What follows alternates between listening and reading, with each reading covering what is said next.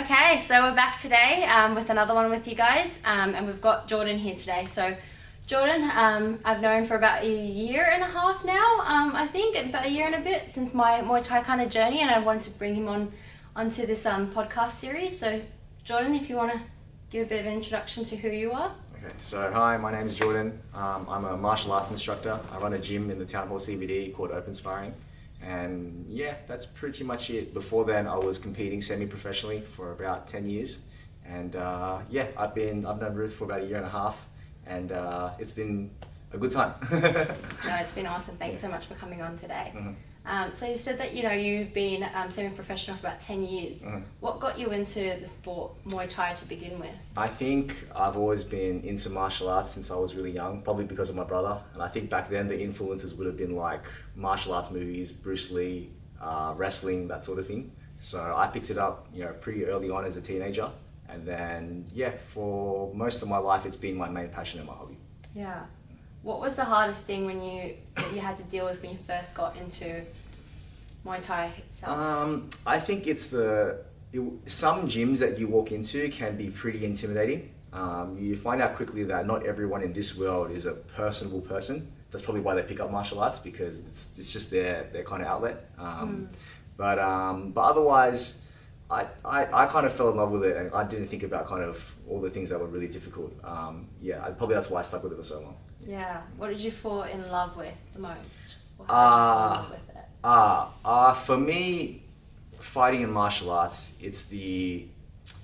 there's a bit of a quasi-spiritual, like mental side that I really like about it. I think for me, in my personality and looking back on my life, I am a bit of an adrenaline junkie. So I do like kind of like high heart rate moments. And when you're fighting, especially in like in those 3 minutes when you're fighting or sparring with someone, you can't focus on anything else but your opponent in front of you and what you can do. So for those 3 minutes, you can't think about your problems or like anything else that's happening in your life, because if you do, there's consequences if you're not paying attention. Yeah. So I feel like fighting is where I find my flow state and when I feel like I'm the most in the zone. And I love that because I really resonate with that too. I remember like my first day coming in here and having my first trial class with you and immediately falling in love with it. I knew personally that I always wanted to do some sort of mixed martial arts sport. So for me, initially it was like boxing that I wanted to try. Then it was like maybe kickboxing, but I thought, hey, hold on. There's a thing called Muay Thai, which is a bit of a sweet spot, which had everything involved in it. But to me personally, I don't see Muay Thai as just a sport. I think it's an art in itself. You get to dance with someone else, but every opponent that you go up against has their own style, as you would yourself. But you learn to read them. But like you said as well before, you have to really be in the moment. You have to put everything away. You can't just be thinking about what am I going to have for dinner, or oh, there's a problem at work or something that's going on in my life. You can't think about that stuff because you pay the consequences. It's truly one of the few moments in my life where I feel like I'm truly present. Yeah. So you just have to be completely there. Yeah. Would you say that that's been one of the things that made you really fall in love with the sport itself? I think so. And I've tried to kind of find it in kind of other areas in my life. And maybe like runners get like their runner's high, or like when people they paint and they do their art, they get that, they get into that flow. But for me, it's fighting and only fighting. Yeah. And in your personal journey of your fighting journey, what's been the biggest learning for you? Lots of learnings actually. The biggest learning, okay. Doesn't have to be a biggest. Maybe if you want to share a few, I think that'd be awesome. A biggest learning would be that my decisions are the best when I'm calm and not emotional. Yeah, and then I feel like my fighting reflects kind of just my lifestyle, my philosophy as well. I like to let things happen and then see my opportunities rather than try to force them. Whenever you try to force a strike that's not meant to happen, you pay consequences for it, or you lose energy, or something goes wrong. So I think in terms of what I've learned is just that is to be patient and observe it. That's my fighting style, and that's what I've learned from my fighting. Who taught you Muay Thai? I've trained at heaps of different gyms.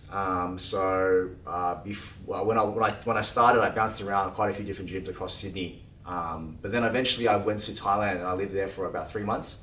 Yeah, so I was in Phuket. The gym was called Simbi, and it's a very popular tourist activity to go over there. But back 13 years ago, it wasn't so much. So that was a really cool experience. I had my coaches there. His name was Crew Pot. He's famous for, I think he defeated Bokau. Bokau is like a very famous Muay Thai fighter. I think he defeated him 3 times. And he holds the Guinness Book of World Record for knees on the bag, something like that. I don't know what that is. Wow, knees on the bag. Yeah, so, and that's, I would say that I learned most of my style from him, and his style of pad work, his style of sparring, and his style of clinching would be from him. Yeah. So how did you defeat his opponent, that specific opponent, 3 times? I don't know. Oh, I think I watched one of the videos on YouTube. I don't remember exactly. Yeah, it's been a long time now. Yeah.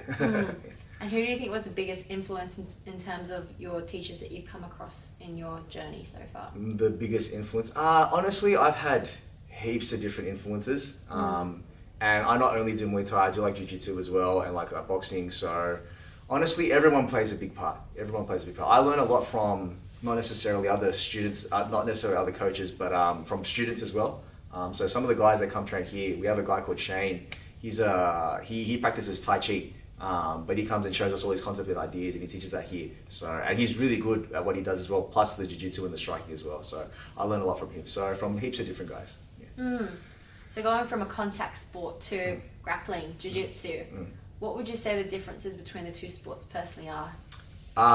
Okay. So I think striking can be a bit more instinctive. Grappling is definitely, I think, a little bit more tactical. Okay. Not to say that striking can't be tactical as well, but there definitely is a bit of a feel to striking. Yeah, when you're judging distance and timing and management. But in Jiu-Jitsu, it feels like there's set phases. Like you do this move and I do this move to counter. So I can see why all the nerds are in love with Jiu-Jitsu and all the meatheads are into boxing and kickboxing. Does that make sense? Yeah. So you will definitely, not to say that there are nerds in kickboxing as well, but definitely in Jiu-Jitsu, that's the reason why you hear things like Mark Zuckerberg, like into it, that sort of thing, because they fall in love with the strategic side of it. It feels like a video game for them. Yeah. And how long have you been into Jiu-Jitsu for? I trained for a little bit before we opened the gym here, but most of my time has been since we opened the gym here. We opened a year before COVID, so it's been about 5-6 years now. So yeah, so we were lucky enough when we opened our gym here. We had a guy called Levi Jones-Leary come down, and he wanted to train with us. And Levi at the time was one of the best black belts. He currently is still one of the best black belts in the world at his weight category. Yeah. That's awesome. So you said you've owned the gym now for about 6 years. What inspired you to open the gym from the beginning? So I was a consultant at a big accounting firm for about 2 years. And then at that point, I was really not happy with my job. And I wasn't really happy with the direction I had taken my life. And I think at that point, I was ready to kill myself. And then my business partner came up to me and suggested the idea of opening the gym. And at that point, I felt dead inside anyway. So I was like, you know what, let's just give it a shot. And I've always kind of put my martial arts and like what I love to the side just to focus on like uni, school, and get the good corporate job, that sort of thing. Always thinking that after I hit that next milestone, then I'd have time to go back, or then I'd have, then I'd be happier, then I'd be satisfied. But I never kind of got there. So yeah, basically my business partner came up to me, and then we took about a year before we opened, and here we are. Yeah. That is one story. So going back to consulting days and doing that for about 2 years, did you have any moments in time when you were doing consulting that you kind of felt like something was kind of missing to you, or just the particular role itself, it didn't feel like I was picking up useful skills. It felt like I was. It's confusing what a consultant does, and it actually is when you're in the role as well. And then I think I was surrounded by people that didn't seem happy to be in their role, and they're a few years ahead of me. So I could look at the people around me and go, do I want to be there? Like be like this guy in a couple of years, like wanting to come late, wanting to go home early, not wanting to be there. And then, even the work itself didn't feel really fulfilling. And yeah, sorry, what was the question? The question was, oh God, we're gonna have to cut this out, I forgot that part there too. Oh, it was about the consulting. When you were consulting and stuff like that. Did you have a realization at some point where you felt like you were a bit hollow, where you felt like you didn't have a purpose or motivation? I think we were for me that moment was, I think we were at like like a networking event, like a big corporate networking event, and the head of internal risk was there, and I think we were in a group together, like having just like chit chat, and then he made this joke, and I don't remember what the joke was, but I remember it being not funny at all. But everyone had to laugh just because it was the head of internal risk. And that's when I meant, man, I don't want to be here anymore. I don't think I play well in that environment where I have to kind of manage personalities and the perception that they have of me. Yeah. I like to live life in a relatively unfiltered way. So I like to be authentic every time and not try to catch myself. Otherwise, I just end up being quiet and awkward all the time. So it was really hard to play the office politics. I think I rubbed some people the wrong way. I got told sometimes I overshared or I shouldn't have said that sort of thing. I found that sort of difficult. Yeah. That is hard at the end of the day, you know, it's almost having that line between having your authentic self, being your authentic self, but without having to offend others. Yeah. But then it must be hard too sometimes where I'm sure all of us have been told by someone, oh, that's too much, or what you said. It's almost as if someone's telling you how to live your life, but then you either dim down your own light to please someone else, but then it comes at a cost where later on, if you do that so much, you end up putting a mask on to please other people, and you might forget yourself. Yeah, 100%. Yeah. You know, I think it's so important that you've come to realize that in that moment there when someone made a joke going, hey, everyone's just kind of laughing because it wasn't actually funny, but because it's someone of power in their role. People play in that field in terms of corporate, because I've worked in corporate myself, and I've seen that, but to me, I don't judge those people. I think people do it for their own different reasons, whether it's because they have something that they want, or maybe they're just maybe people pleasers where they just want to kind of keep the peace, or they don't want to look like they're a sore thumb standing out with it, like they're not the one laughing, then everyone's kind of looking at them going, why aren't you laughing at this? I'm definitely a bit of an overthinker as well, and I definitely can be a bit of a people pleaser as well. So I think that played as a strength and as a weakness as well in that environment, depending on the personality type I was with. Yeah, I just found it hard managing the people, I think. Yeah. Did you find that after leaving, what did you feel after you left, when you resigned? Like a bit of relief, a bit of panic, like going into the gym and opening the business. We already didn't really know what we were doing. So that kind of, just the stress of that, I think, just took up most of my effort and energy. Do you think that if this business opportunity had come up with your business partner, where do you think you would have been? I don't know. I have no idea. Yeah. Yeah. And would you change anything that's happened at all since starting your own gig? No, I wouldn't change it now. And if you asked me that maybe like a year ago or a couple of years ago, I might have given a different answer. But no, I think everything's happened the way it's meant to happen. Even if at that time it didn't feel like it's going right, I wouldn't change anything. What advice would you give people out there that might have been in the same boat as you 6 years ago, where they were working somewhere or doing something where they kind of questioned if this was what they wanted, or feeling like they either might, you know, what you said before, wanted to feel like they wanted to end their life, or that there's no purpose to anything?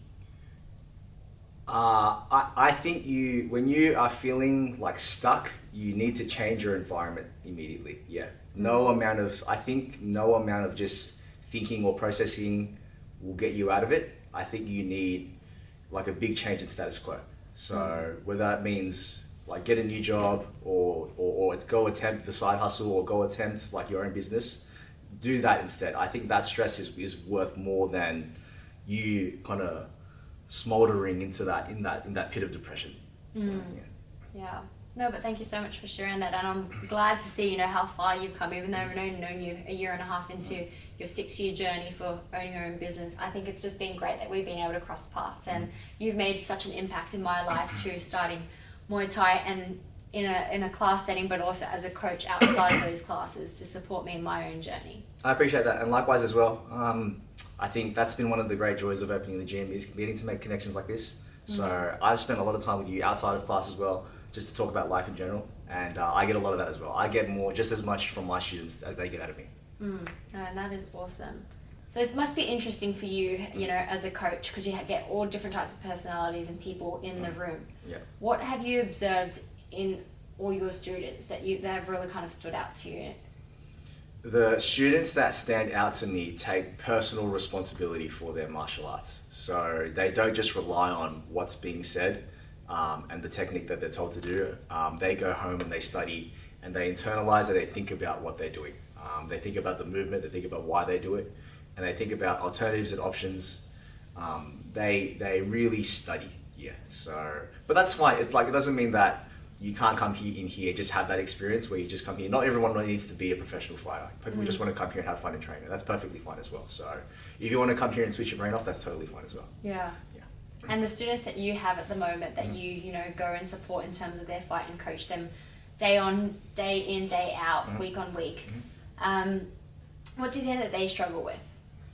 I think they struggle with the mental side of it. I think they struggle with being in the spotlight, and then it's really comfortable training in the gym because you're with your friends, and it doesn't feel like there's pressure. But once you're out in the spotlight, like in the ring or on the mat, there feels like all this adrenaline kind of comes in, which you're not used to, like when you're in the gym, and the pressure of all the eyes on you as well. That tends to get to people, and sometimes I've had fighters that are they're the best guys when they're here in the gym, but they freak out when they're out competing. They just make poor decisions, or they just freeze. So I've definitely seen that before. What have you learnt from those experiences that you can take on to future students, or from the same students again where that's happened, to mitigate that? It really depends on student to student. Yeah, so it really depends on fighter to fighter. Everyone's personality type is very different. Everyone responds to pressure a little bit differently as well. But I try to consistently. I try to make people. I try to make the situation less of a big deal. Yeah. So less of a monumentous moment, even though it feels like a lot's on the line. At the end of the day, after 10 minutes, it's over and you're gonna go home and your life's not really changed. Yeah. So I try to, not make it seem like it's the end of the world, and try and make the guys detached from their outcome as well. So focus on your performance and what's in your control, and just let everything else kind of happen. And try to have fun. Keep this fun. Yeah. So if you're not doing it for fun, then what are you doing it for? Yeah. No, I love that. So going back to you, when you do you remember the first time that you ever competed? Yes, I do. What was going through your head, and what went down that day? What went down that day? No, I think for me, I was really excited when the first time I competed. Yeah, I don't think I was super nervous, and it was a lot of fun. It was a lot of fun. I think I had personally, I'd sort of had known my opponent as well. So, and I think I had the benefit of having trained a little bit with him before as well. So I was surprised that he took the fight. So I came in there feeling pretty confident beforehand. But then on the day, kind of like I explained before, once you're in front of everyone, and they're all kind of watching you, you get a bit nervous from that. But I had the benefit of having a pretty easy first fight. Yeah. So. What made it easier for you? Knowing what he was capable of, having done a little bit of training with him before, and knowing what I was capable of, and it was a pretty smooth first experience. Probably the best one you can have. No, that's really awesome, because I think when you're doing something for the first time, let alone training in Muay Thai in a gym environment, I'm just trying to picture it. It would be completely different because you've got nothing on the line. Whereas if you were to go on the stage and fight in that ring, you've got all eyes on you. It's either you're competing to either win or lose, but winning or losing shouldn't mean anything. I think it matters to you as an individual. Don't let the ring tell you otherwise. It's like, well, you've been hit so many times, so the points go to the opponent, so you've actually lost that because you come out winning in different ways, whether it's you've learnt something, you've experienced something, right? Yeah. No, I think I've had some guys compete recently over a weekend, and most of the time they do really well. Sometimes they lose, but that's all a learning experience as well. Yeah, and there's always something to get from a loss. You're not learning much if you're winning. Okay, so I tell the guys, whenever there's performances that are disappointing, just means we have more things to work on. So and that's fine. That's a good thing. Otherwise, we wouldn't have otherwise known. No, that's awesome. And the 3 months that you lived in Thailand.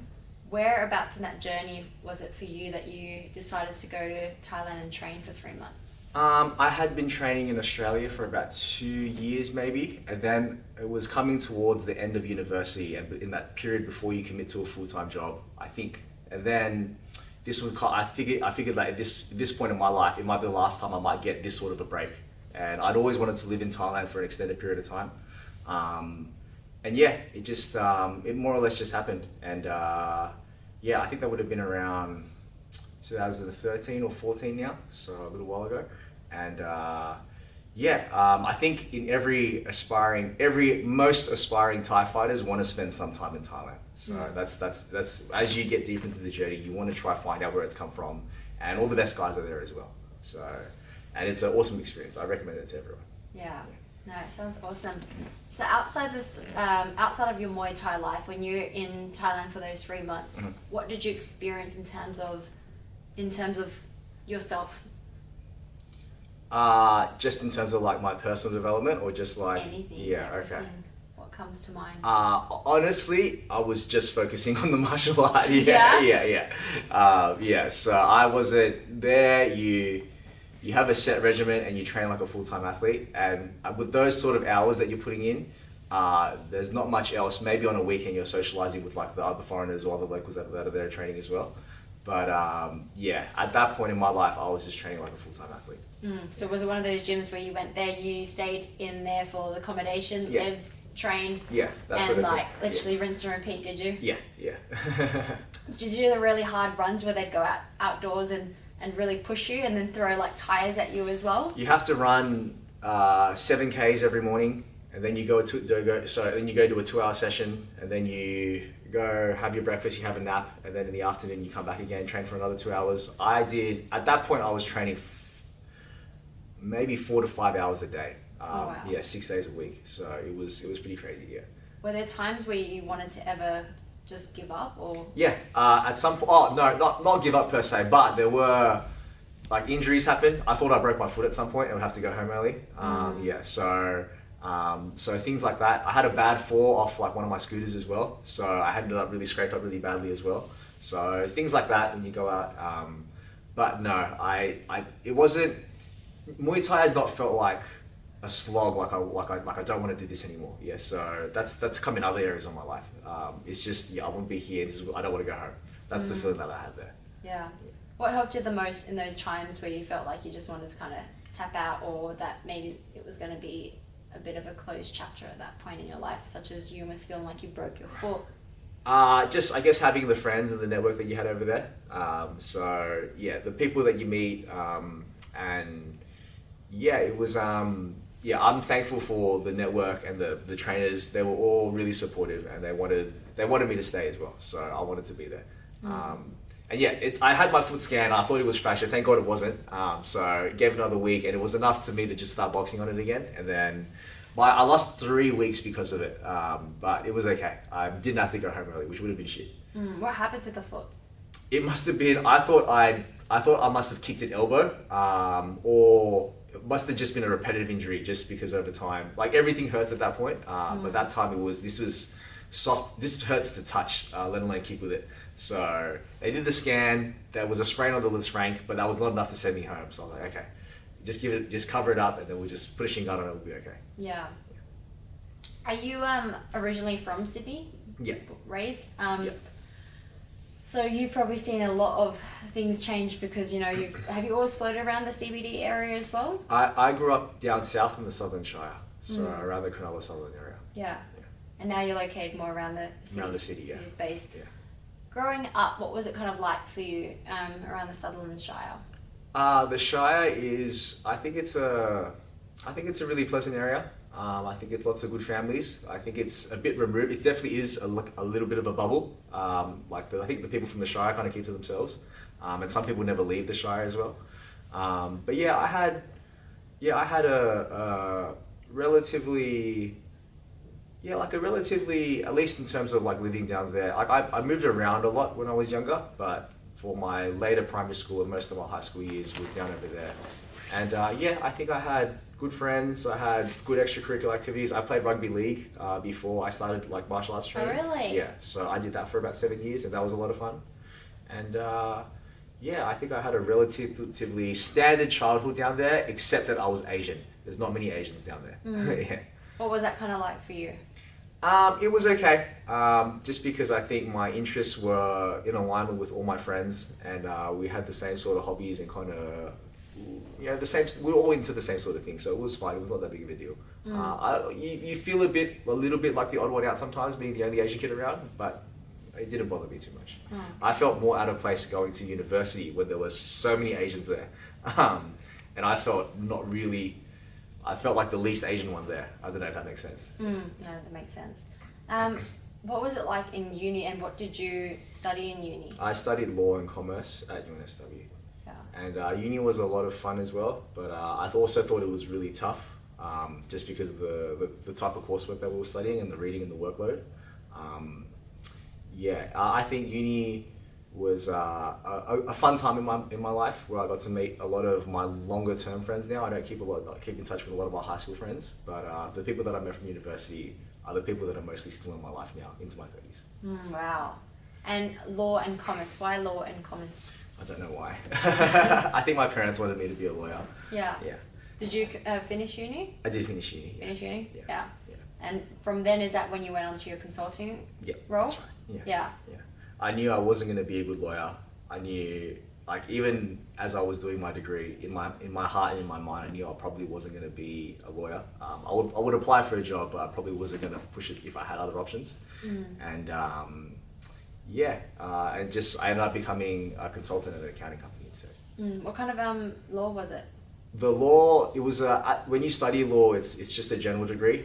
You can obviously specialize later down the track. I hadn't even thought that far ahead. Yeah. Okay. Wow. So lots has changed from, going to university and then going to one of the big fours for consulting, and then coming out of consulting to running your own business with a business partner. Yeah. What was that like, starting off with you and your business partner, because you had to build everything from ground up? I think there were definitely challenges. It's interesting. Like I run my business with my best friend, and there are pros and cons to that. We are in alignment on a lot of things, and then not in alignment on a lot of different things as well. And you learn a lot about, like, work styles, like standards. Like I can be a bit of a perfectionist sometimes, but sometimes that makes me slow. My business partner Michael will be faster to get things going, but he'll just do it, but he'll think less about the pros and cons, which sometimes that exercise needs to happen. But yeah, it's been a learning process. So we've as much as we clash, just as much we complement each other as well. Sometimes I think you need that in a relationship, whether it's romantic, friendships, or business in itself, right? Where your weakness may be someone else's strength, and they may be able to help you in that or point it out to you, but in a nice way, where you can be able to go, oh, I never realized or thought about that. For sure. I think a balance of opinion is really necessary. You sometimes, you want to be careful thinking that you know it all already on Leo. So there's definitely things that you miss. There's definitely things I would have missed if I was just running this whole thing by myself. What were things that stand out to you that you think you would have missed had it not been for Michael? That's a really good question. I think Michael reminds me to keep it fun. I can get kind of lost in the nitty gritty and kind of the number and the figure of everything. But he reminds me, like, he's so, like, carefree and, like, good natured that he reminds me just to enjoy the process. Yeah. So would you say in the beginning that you were very, like, future orientated, goal orientated, where it's like, this is where we kind of need to go, this is where we need to be? That I'm definitely the overthinker. I'm definitely I have a bad habit of, like, catastrophizing everything. So assuming or just seeing what the worst case scenario could be and preparing for that. But then you're always preparing for the worst, rather than kind of preparing for the outcome that you want. So you have to do a bit of both. You can't just be naive either as well. So you definitely have to do a bit of both. But that's great that you guys can work in tandem like that, where you want to make sure that, like what you said, I think that's really important in anything in life, that you need to make sure that you're a bit realistic, but also have those risk mitigations in point, especially when, running your own business and starting a business, it costs money and time. So you can't just go in there and have no plans, but to have that mission that you want to get, but also link that to your purpose as well. So you can have milestones to work towards, and sometimes that may shift, but definitely you need to be grounded in reality. So you need to be yeah, you need to make factually based decisions, yeah. But at the same time, yeah, remind yourself of what you want to achieve and why you want to do it. I can't complain. We're here right now, and people come in and have a good time, and I have a living because of it. So, yeah. Yeah, it's a great vibe. Yeah. It is a great vibe. I feel like it's more like a family here as opposed to one of those gyms you just walk into, get your stuff done, and then off you go. Yeah, go thank home. you. Yeah, that's kind I of. really love that. Yeah, I think I've always kind of told myself, as long as we can achieve that effect, then everything else will work itself out. Yeah.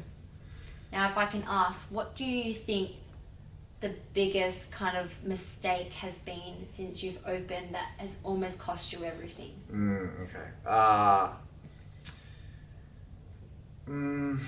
We've made some like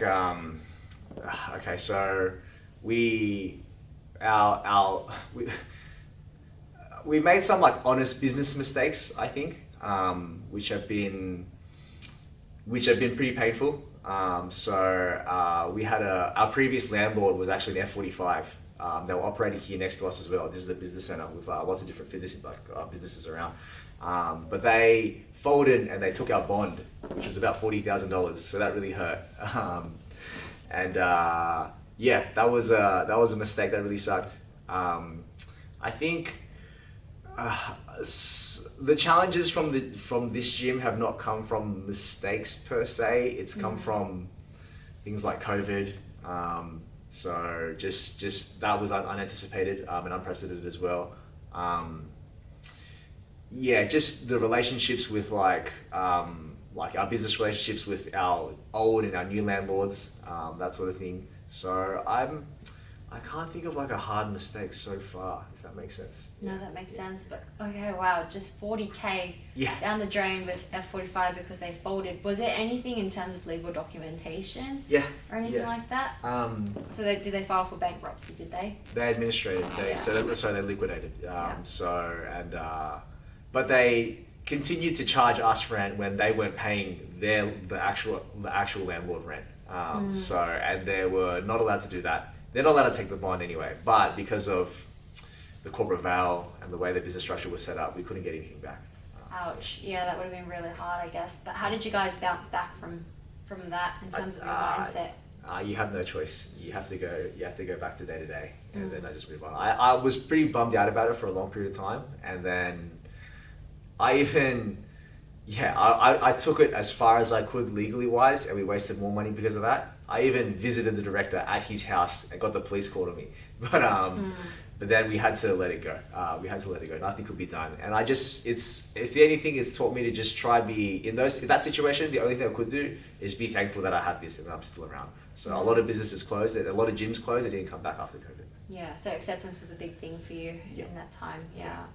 And it's hard sometimes, I think, for us to just want to accept something as is, right? That sometimes we have that fight in us that it's like there's fuel that fires us up. But sometimes is it worth throwing that fuel on the fire? Yeah, some battles. I've learned in this life that there are some battles that you just have to let go, and you're not meant to win all of them anyway. And that's fine, and that's okay. Now you mentioned, you opened up the business 6 years ago, and that was just before COVID time.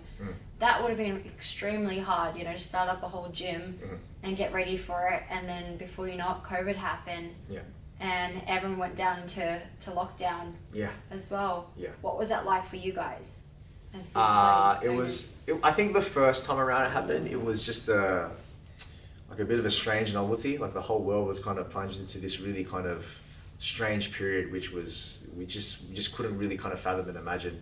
So it kind of felt okay knowing that we were all kind of in this boat together. So I thought it was just interesting, just kind of weird, but it wasn't nice, like losing your membership base and having to build it again. It felt like starting from day one again. So it's felt like I've had to open the business 3 times over, which has been slightly traumatic. 3 times? Because we've opened the gym and then COVID happened and then we have to open it again and then COVID happened the second time again and it feels like we just had to rebuild every single time. So that's why it's felt like 3 times over already. Did you have anyone that kind of stuck along the whole way? Yeah, they kind of felt like they had an impact on you guys. Like we've got a handful. We've got heaps of members that have been here since the very beginning. So like Thomas, Wenny, like heaps of guys that have been here for the long run. So I really appreciate how long they've been with us. Yeah. And they've always been really supportive as well during those periods as well. No, and I think that helps sometimes too, when you feel like you're going through something, to be able to lean on someone else, whether they give you advice or not, or just sometimes being able to just be someone that's a soundboard too. They don't have to soundboard anything back to you either, but I think it's definitely helpful, hey? 100%. I talk to a lot of my students about things outside of the gym and about my personal life as well. And a lot of the students here are very successful in heaps of different areas of their lives. So I'm really lucky to have the sort of network that I have. No, it's awesome. It's awesome. I think that's what's beautiful in life. No matter what you're doing, we're surrounded by people and they always give us different perspectives in their lives, so you can always learn from them. Whether it might be an area where you might be a subject matter expert in, like, mixed martial arts for yourself. And someone could still be in that space too, whether it's the same amount of time as you, longer or even shorter, that you might be able to just learn from. Sure. Yeah, no, 100%. I'm always learning a lot from the guys, and even about like something that was not a strength in my life, like just running the business. You have to have social media now. You have to have an Instagram. You have to know what to do with it. But I've never been really good at it, so I've learned a lot from students that are really good at it. So different guys are really great with a camera, or they know like how to draft like a good ad copy, that sort of thing. So I've been helped out a lot. Yeah, well, that's freaking awesome. Well, we've had this conversation maybe off camera before about social media, right? And you talked about your journey along the way, where in the beginning, where it was almost like kind of a bit alien-like to you, because it's a platform that you don't really go on, you don't really share that kind of stuff for. What do you think helped you shift in terms of getting yourself a bit more out there for the business and for yourself? It's a non-negotiable in this era. You have to have a social media presence no matter what. And I think social media is a good thing because it's another convenient way to connect to people. I can see why there is reservations about it. I can see why people maybe from our generation are like, they don't like the idea of being on social media too much. You're putting yourself out there, or like you're doom scrolling, blah blah blah. But it's a fantastic resource and a fantastic source of information as well. So, and you get to communicate your brand, your product in a way that's almost free or super cheap. So it's been I got better at it once I learned to try have fun with it rather than try to hit like a certain milestone. It is what it is, really. And I'm in the same boat as you too, because growing up I never really had social media. I never really posted my life online, but I've come to see how it's such a powerful platform and a tool to be able to connect with everyone. It's the rest of like the internet, where you've got forums like Reddit, for example. You might have YouTube that people can just connect on, and you might use different formats such as text versus a video. But whatever you put out there, you don't have to put out for other people. You can just put it out just for yourself. And it could be an online kind of diary for yourself that you can look back on, but you get to share that with others. And you might be able to cross paths with someone indirectly that you might not cross paths with, that might have the same interests, same viewpoint, but maybe a different perspective. I only opened a personal Instagram about a year ago, and it's been a lot of fun. And I use it like a personal diary as well. So I put my thoughts, how I see the situation, and I like, and people will reach out and connect to me. Sometimes I find that sometimes if you haven't seen someone for a long time, it feels hard to say hi to them. But if I put something that if I post something up and they recognize it or they think it's funny, they'll comment, and that's a easier way for them to start a conversation. So it's been a nice way to reconnect with people. And that must be hard as well for you, because you run your own business, so you don't really switch off from that. So part of social media is kind of an extension of you in a way, because people might want to perceive you in a way, but at the same time you might not have the time in the day to catch up with them, but they can just hit you up, or you can hit them up on a message, a DM. I like being updated on someone without having to ask them sometimes. I want to know what someone's doing without having to check in on them all the time, which is not a good thing, because you should be checking in on your friends, but that's something that I got to work on. But it sometimes does get hard, at the end of the day, because you've got to fill your own cup up before you fill others up. But you've got your family, you've got your friends, and you've got other people that might not be so close to you, but you still want to keep in touch with them. But it does get hard, because there's only 24 hours in a day, and you're sleeping for how many hours, and then working, and doing all these other things. That's true. You only have so much time and energy.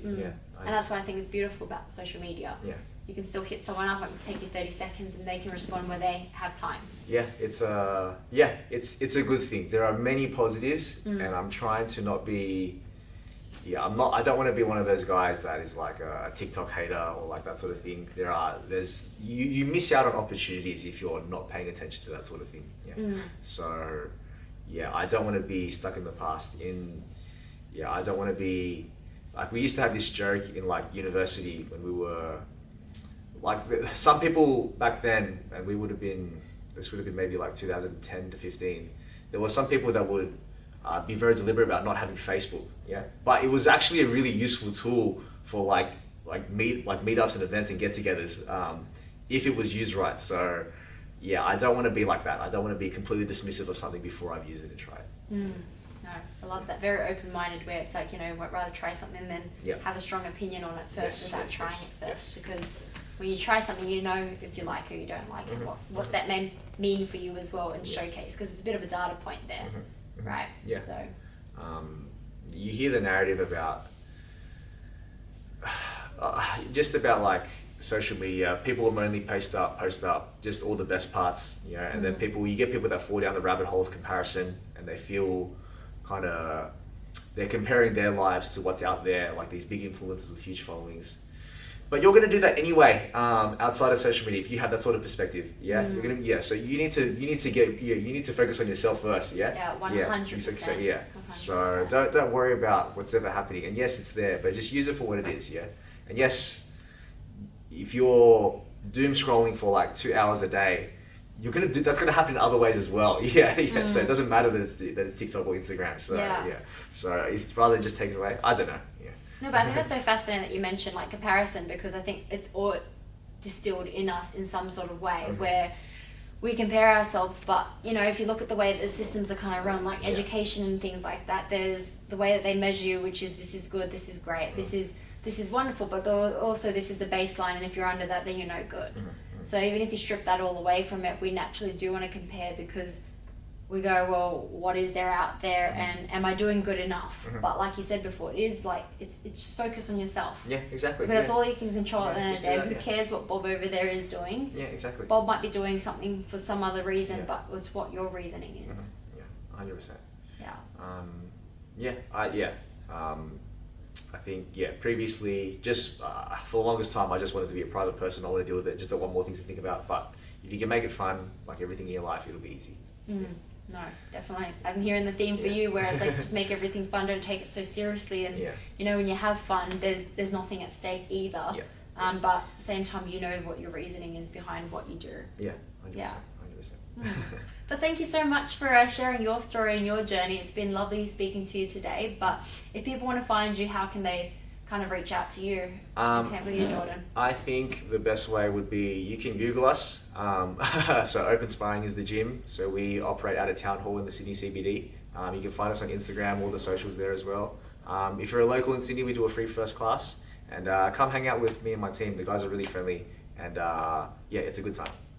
Definitely recommend checking out the guys here at Open Sparring, because this is where I've started my Muay Thai journey, and it's definitely not the end of it either. I'm definitely not as consistent as what I used to be in terms of coming here, but I know outside of the gym, all the drills and techniques that I've kind of learnt here, that I take it home and I always practice it. You'll probably be proud that when I'm cooking at home, I still shadow box. so I'm throwing knees and elbows and things like that while we're cooking on the stove. But no, it's just such an awesome vibe here, and I love that the guys that cover the classes when you're not around anymore. It's that energy where it's like there's no competition or anything like that, but it's just a lovely safe space here, where if you want to work on personal development or just have fun and keep fit, it's the right place for you. So I really love that. So thank you for bringing that to life. No, thank you. Thanks for coming today as well. It's been really great having having you here. This was a lot of fun. Thank you so much. Thanks, Jordan.